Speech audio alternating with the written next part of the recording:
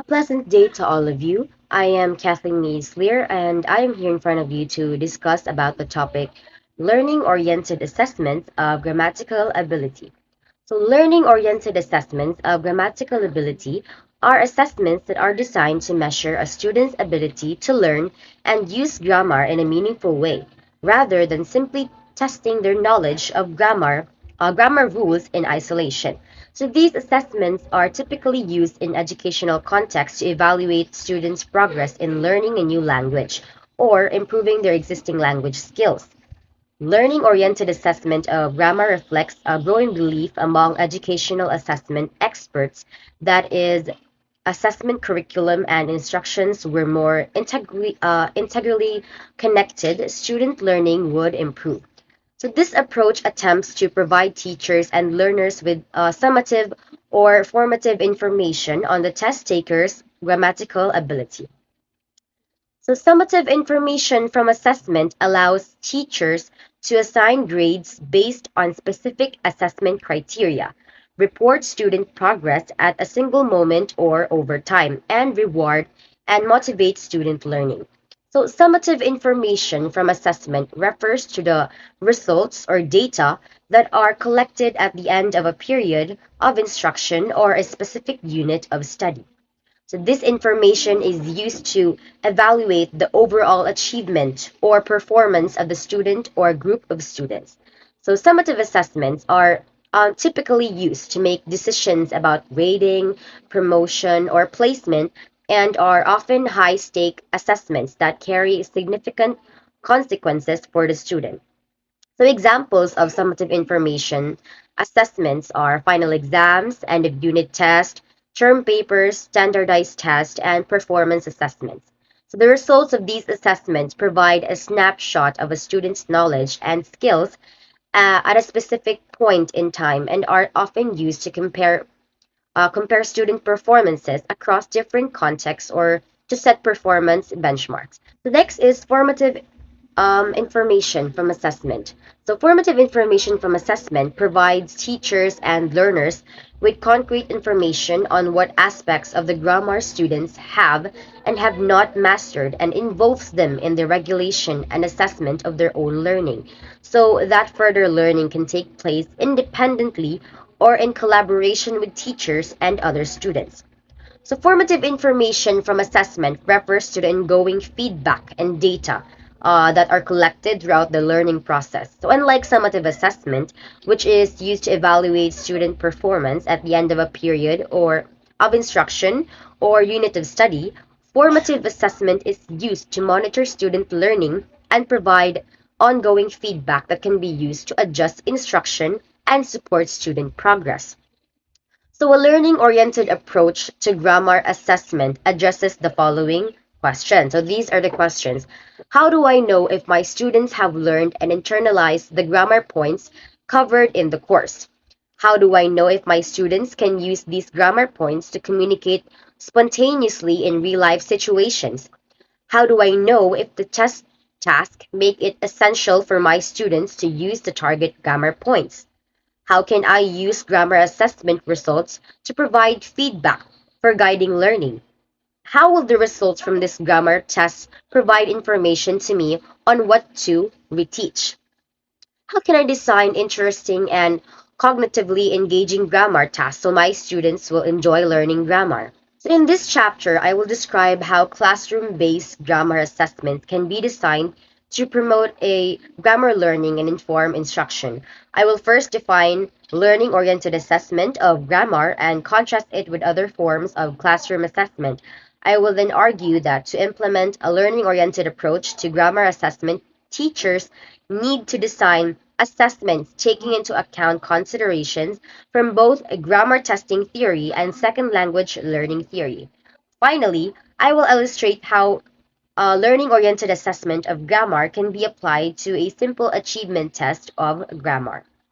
So the terms alternative assessment, authentic assessment, and performance assessment have all been associated with calls for reform to both large scale and classroom assessment contexts, while alternative, authentic, and performance assessment are all viewed to be essentially the same. They emphasize slightly different aspects of a move away from conventional, discrete point, standardized assessment, and that's it. So let us take a brief look at these approaches and see how they differ from learning oriented assessment. So, first is alternative assessment. Alternative assessment emphasizes an alternative to and rejection of selective response, time, and one shot approaches to assessment, whether they occur in large scale or classroom assessment contexts. So, alternative assessment encourages assessments in which students are asked to perform, create, produce, or do meaningful tasks that both tap into higher level thinking. So examples of that are problem solving and have real world implications. So alternative assessments are scored by humans, not machines.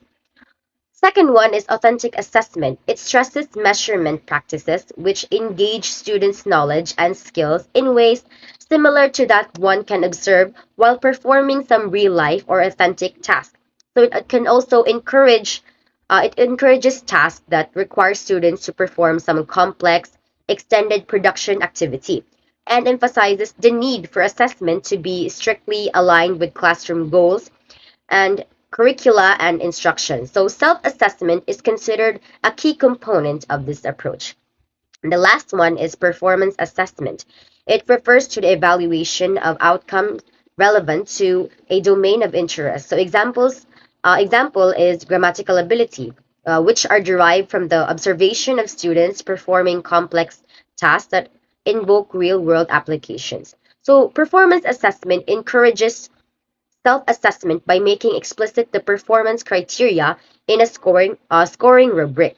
In this way, students can then use their criteria to evaluate their performance and contribute proactively to their own learning. So while these three approaches better reflect types of academic competences that most language educators value and wish to promote, a learning oriented approach to assessment maintains a clear and ambiguous focus on assessment for the purpose of fostering further learning relevant to some domain of interest.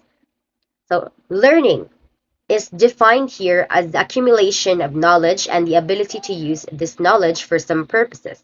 To highlight the learning mandate in the assessment of grammar in classroom context, of course, I will use the term learning oriented assessment of grammar in terms of method. Learning oriented assessment of grammar reflects the belief that assessments must remain open to all task types if the mandate is to provide information about student performance on the one hand, and information about the processing of grammatical input and the production of grammatical output on the other. So, therefore, unlike with other approaches, operationalization involves the use of selected response, limited production, and complex, extended production tasks that may or may not invoke real life applications or interactions. So, just in large scale assessments, the specification of tasks varies according to the specific purpose of the assessment and the claims we would like to make about what learners know and can do. And in fact, in some instances, a multiple choice task may be the most appropriate task type available. So, learning oriented assessment is designed to be an integral part of instruction, occurring formally or informally at any stage of the learning process. Learning oriented assessment data can also be collected at one point in time or over a period of time. So, unlike large scale assessments, learning oriented assessments is fundamentally iterative and recursive in that feedback from one assessment is intended to provide information for subsequent learning and assessment until a criterion level of mastery has been achieved. Finally, these assessments are scored by machines or humans, depending on the nature of the task and the scoring procedures as described in earlier chapters. In sum, a learning oriented approach to grammar assessment raises critical issues for classroom teachers when it comes to decisions for constructing assessments designed to fulfill our learning mandate. One set of decisions relates to test construction, especially as this pertains to test design and issues of purpose, construct definition, task selection, and method of scoring. Another set of issues relates to the role that assessment can play in promoting learning in general and grammar processing in particular. So teachers must grapple with issues related to what exactly should be assessed within the learning process, what kinds of assessments should be presented at different learning junctures, how assessment results should be presented to learners to promote further development, and of course, how learners can collaborate with their teachers and peers in their own learning and assessment. Next is implementing learning-oriented assessment of grammar. In designing classroom-based, learning-oriented assessments, we need to provide a much more explicit depiction of the assessment mandate than we might do for large-scale assessments. This is because classroom assessment, especially in school context, has many interested stakeholders. Examples are students, teachers, parents, tutors, principals, and school districts who are likely to be held accountable for learning and who will use the assessment information to evaluate instructional outcomes and plan for further instruction. Therefore, in the design stage of test construction, classroom teachers need to specify whom we are doing the assessment for, why assessment information is needed, and what kind of information is needed. So applied to grammar learning, a simple construct might involve the assessment of regular and irregular past tense verb forms presented in a passage with gaps about the disappearance of the dinosaurs. That is one of the examples. So a complex construct might entail to the use of multiple informational sources to construct an explanation for some event for which a single explanation is not readily accepted or available. So example, why did the dinosaurs disappear? So assessments involving face-to-face interaction might also tap into the student's personal characteristics and their affective schemata. Thus, in learning-oriented assessments of grammar, where complex constructs are used, the central issue that this raises for the test developer is the extent to which components other than grammatical knowledge are defined as part of the construct. So if they are part of the construct, then the construct being measured is much broader than grammatical ability. If not, these other factors may be sources of construct irrelevant variance. So in learning-oriented assessments, test developers, therefore, must recognize the tension between using simple and complex constructs and the effect that these decisions will have on the types of tasks they decided to use. The interferences they will make about grammatical ability, the generalizability of the score interpretations, and the types of improvement feedback that can be derived from the assessment. So a third consideration for classroom-based, learning-oriented assessment is the need to measure the students' explicit as well as their implicit knowledge of grammar. Selected response and limited production tasks or tasks that include planning time will elicit the students' explicit knowledge of grammar. In addition, it is important to assess the student's implicit or internalized knowledge of the grammar. To do this, students should be asked to demonstrate their capacity to use grammatical knowledge to perform complex, real-time tasks that invoke the language performances one would expect to observe in instructional or real-life situations. So, next subtopic is we have implications for operationalization. The operationalization stage of classroom-based learning-oriented assessment is also similar to that of large-scale assessments, that is, the outcome should be a blueprint for the assessment as described in Chapter 6.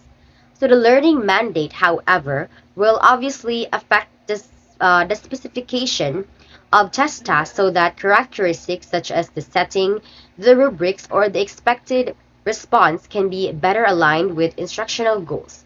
For example, in classroom-based assessment, we may wish to collect information about grammar ability during the course of instruction, and we may decide to evaluate performance by means of teacher observation reports.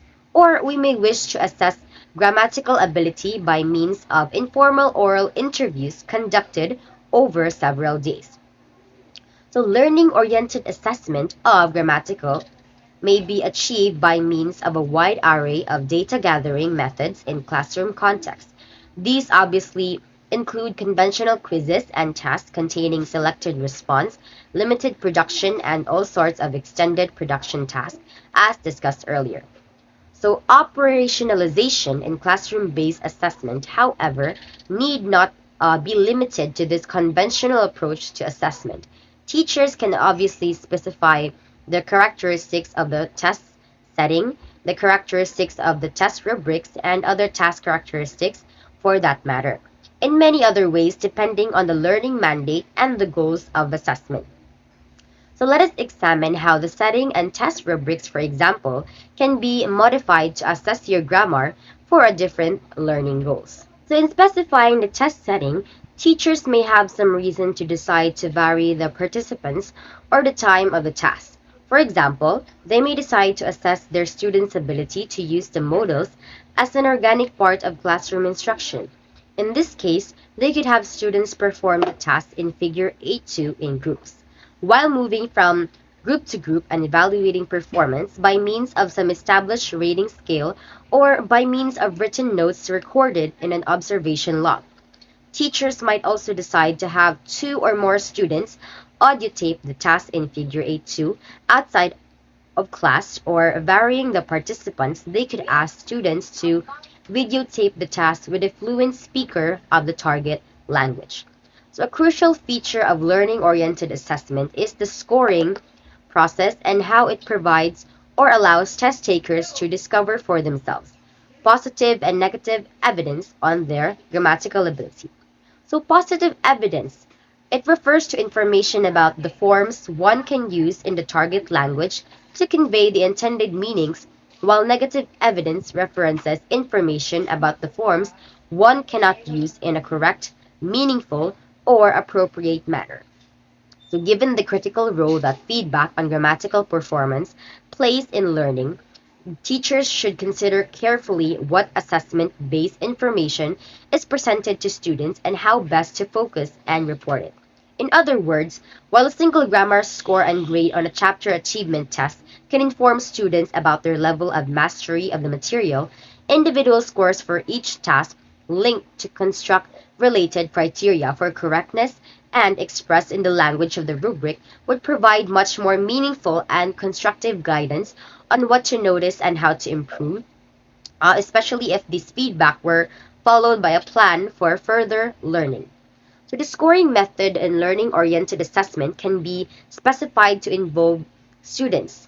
From a learning perspective, students need to develop the capacity for self-assessment so that they can learn to notice for themselves how their language compares with the target language norms. So learning to mark their own or their peers' work can in itself trigger further reanalysis and restructuring or interlanguage forms as discussed in Chapter 2. And it can also foster the development of skills needed to regulate their own learning, and it places more responsibility for learning on the students. So while self-assessment can serve many learning goals, it basically relates to how assessments are scored and how the results of assessment are recorded and reported. In learning-oriented assessments, self-assessments can vary considerably depending on the proficiency level and age of the test takers. Most students at both high and low proficiency levels can be successfully trained to evaluate their own work with reference to rating scales and a set of guiding questions. So in learner-oriented assessment, teachers might also wish to specify the scoring method to include the student peers in the marking process. So next is peer assessment provides a means by which trained students can evaluate each other's grammatical performance using established rating scales or guiding questions. Having shown how some task characteristics can be varied for learner-oriented assessment, I will discuss two common classroom assessment methods that have not been discussed previously and that could be used to collect information on grammatical ability. These are observation and reflection. First is observation. It is a natural part of every classroom. So it can be done either live or in tape, in class or in more informal settings. And it is a particularly useful assessment tool for examining the grammatical ability of young learners. So to use observation and assessment, however, requires that the results of observation can be documented. This can be done by means of a checklist, a scoring rubric, and anecdotal record, or even some combination of the three. So a checklist is used to record the presence or absence of features in the construct under observation. So the checklist in figure 8.6 is designed to tally the number of times a student uses modals while performing the Hood unit tasks. Comments, notes, or examples of student performance can also be recorded. Teachers can use the results of these checklists to discuss performance and plan for further learning with individual students, or they can use the results to plan instruction for the entire class. Next is we have reflection. Reflection is another method of collecting information on students' grammatical ability at one point in time or over a period of time. It can also be used to assess students' feelings and attitudes towards learning grammar, as well as any other variables influencing grammar learning. The reflection task allows learners to write about topics of their own, choosing such as their thoughts and feelings about certain topics. They can also be seeded with questions that require learners to respond to a specific probes. In this way, students can be directed to reflect upon several variables related to grammar learning and testing. So the grammar produced by students is then assessed. So one common reflection task used to obtain information about grammar learning is the student journal. So student journal, like a diary, this contains regular entries from students on a topic of the student's choosing or entries in response to questions. So the journal allows teachers to examine grammatical ability over time and to provide students with grammatical feedback, especially if the message being conveyed is incomprehensible or ambiguous. So although journals are not typically intended to focus on accuracy or appropriateness, it is difficult to ignore what students can and cannot express meaningfully. In other words, when the communicative effectiveness is negatively impacted by the student's use of grammar, teachers can provide help. Journal data can also give teachers a rich empirical basis for discussing learning plans with students and for planning class instruction. Finally, journals can be used to assess the students' attitudes and motivation towards learning grammar as well as their strategies. So another common reflection task for obtaining information about grammar learning and performance is the learning log. Learning log is a specifically documents students' learning with relation to the new grammatical features.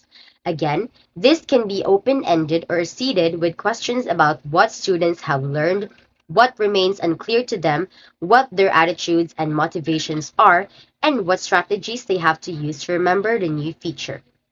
So teachers can then use the data from the learning logs for student feedback or for further instructional planning. Consideration from second language learning theory. So given that learning-oriented assessment involves the collection and interpretation of evidence about performance so that judgments can be made about the further language development, learning-oriented assessment of grammar needs to be rooted not only in a theory of grammar testing or language proficiency, but also in a theory of second language learning. So what is striking in the literature is that models of language ability rarely refer to models of language learning, and models of language learning rarely make reference to models of language ability. So in learning-oriented assessment, the consideration of both perspectives is critical. As we have seen, implementing grammar assessment with a learning mandate has implications for test construction. Some of these implications have already been discussed. However, implementing learning-oriented assessment of grammar is not only about task design and operationalization. Teachers also need to consider how assessment relates to and can help promote grammar acquisition as prescribed by Van Patten 1996 in Chapter 2. So let's move on to illustrative example of learning-oriented assessment. Here is an example of learning-oriented assessment for grammars. So the learning outcome is students will be able to identify and correct common grammar errors in written communication. Assessment strategy is writing assessment. Provide students with a writing prompt that requires them to write a short paragraph or essay. So before they submit their work, have them review it for common grammar errors such as subject-verb agreement, run-on sentences, sentence fragments, and punctuation errors. In addition to the final written work, have students submit a self-assessment sheet where they indicate which common grammar errors they looked for, how many they found, and how they corrected them. To provide students with feedback on their written work and self-assessment, focusing on the areas they need to improve. So use the assessment data to inform your instruction. If many students are struggling with a particular grammar error, you may need to provide additional instruction on that topic. So by using these assessment strategies, students are given the opportunity to practice their writing skills while also assessing their own understanding of grammar. The feedback provided by the instructor can be used to guide further instruction, and the self-assessment helps students develop metacognitive skills that can support their ongoing learning. Learning-oriented assessments of grammatical ability are designed to support students' learning and improvement by assessing their knowledge and use of grammar in a way that informs instruction and provides feedback for ongoing development. So some key features of learning-oriented assessment of grammatical ability include developing clear learning outcomes, using a variety of assessment strategies such as quizzes, writing assignments, and oral presentations, providing timely and constructive feedback, encouraging self-assessment, and using assessment data to inform instruction. So by implementing learning-oriented assessments of grammatical ability, educators can help students develop their grammar skills and knowledge while also promoting metacognition and supporting their ongoing learning and improvement. And that's all about learning-oriented assessment of grammatical ability. It is my pleasure to share with you this topic, and I hope you learned something. Thank you so much.